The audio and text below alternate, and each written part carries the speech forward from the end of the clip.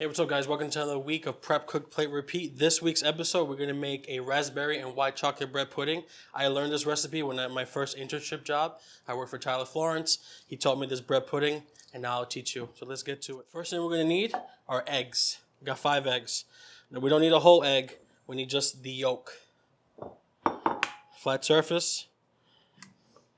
Let the albumin, as they call it, the white part of the egg, let it fall out of your hands, and your yolk right inside, just like that. For practice, you'll get it. Nice and easy. Egg doesn't break, right inside. The reason that we're not using the white part is because bread pudding, you want a thick, it's like a creme anglaise kind of, which is just ice cream base before it's churned, and you don't want it to be super thin. The white part's gonna make it thin. The egg yolk will help thicken it. So that's why we're rolling with egg yolks. All right, one more egg. Right in. Beautiful.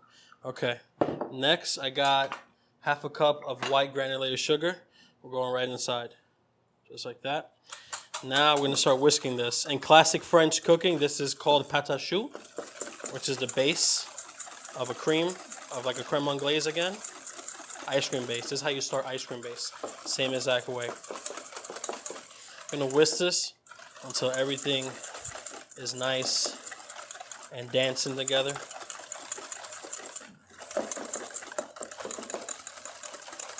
If you have a hand mixer, that'd be nice. But we like to do it old school. Okay, as you can see, the sugar and the eggs are combined by looking at it like that. Look at that. Beautiful. Okay, next thing we gotta do, jump over to the stove. We're gonna put a pint of heavy cream, a cup of oat milk I'm using for the first time, and some white chocolate on the stove. We're gonna bring this up to a simmer, not to a boil, because we don't want to scald the milk, very important. Just to a simmer. We add the white chocolate, and we bring it back, and we're gonna slowly dump it into this eggs without cooking the eggs, all right? So we'll be right back. All right, guys, so our cream and oat milk, is nice and cooked. The white chocolate has dissolved in it. It's really nice. So next thing we're gonna do is we're gonna just add some cinnamon and nutmeg to our egg mixture. We're gonna do a little bit of nutmeg right in, just like that, not too much. And then cinnamon, I'm gonna go about a teaspoon worth here, right in.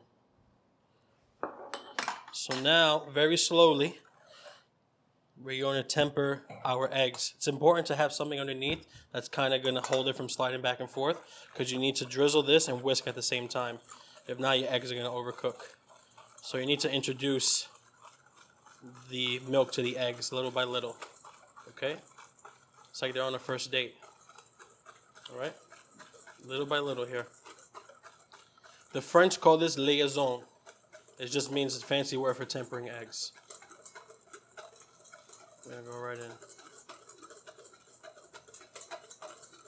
Now if I lift this up and I don't see no cooked eggs, I've done my job correctly. You can pretty much pour this milk in little by little. And that's it, we're gonna go right there. Okay. That smells really nice. Smells like Christmas. Okay, we're gonna let this cool just a bit. In the meantime, we're gonna make and cut our brioche. Okay, you can use any type of bread. I found that brioche bread, egg-based bread, is the best bet for making a nice bread pudding. Okay, so we're gonna cut this into cubes. We're not gonna use the whole thing. Probably gonna go right about half, I'll say, right down the middle. Don't want to cut this too small because you don't want the bread to turn to mush. You want to be able to see the cubes. So pretend it's like thick cut French toast at a diner. That's what you're aiming for. And all you're going to do is take your knife and make like little sticks like this, and then cut across. And that's what you're looking for right there. Cubes, not too big. Not too small. You want them kind of big, just like that. Okay? I'm going to cut up the rest of this bread, and we'll be back and show you how to mix all this stuff together. We'll be right back. Alrighty. Now, our bread is cut. our mixture is ready. And now we're going to season this bread just a little bit more. We're going to add some nutmeg. Like a nice healthy pinch. I know we have some in the mixture, but I just want to put some on the bread. I want to give the bread a little love. And we're going to add a little bit of cinnamon as well to this bread. Beautiful. Okay. Next thing we're going to do is we're going to add our white chocolate.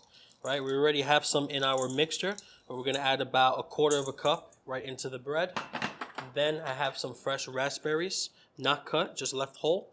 And we're going to go right in. I'm going to put 1 whole container in here.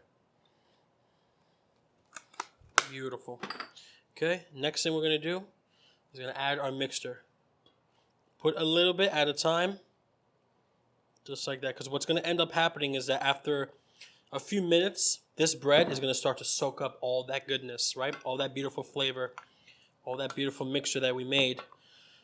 So we don't want to over put it and make it so mushy that it won't cook in the oven, right?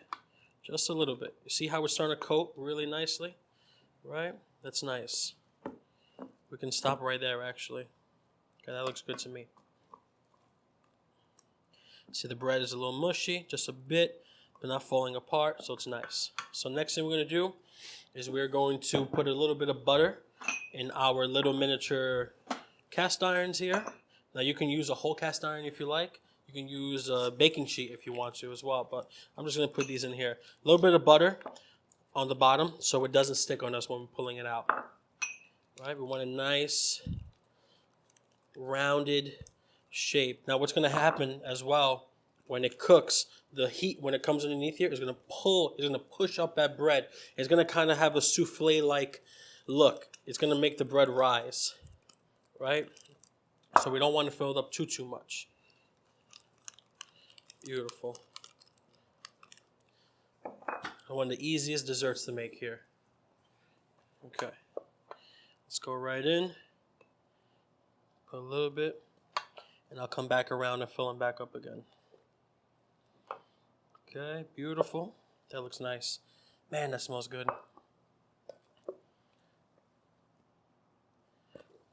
Alrighty. Yeah, this is a super simple recipe. I was fortunate enough to work for Tyler. He's a cool guy. Taught me a lot. And this recipe is really, really easy. And I fell in love with it once he showed me it. So it's really cool. All right, so that looks pretty good to me. I'm going to take a spoon, because I can't find a ladle. A spoon. I'm going to just mix this beautiful sauce right here. And I'm going to put it right over just a little bit. All right, just give it a little love. Just on top.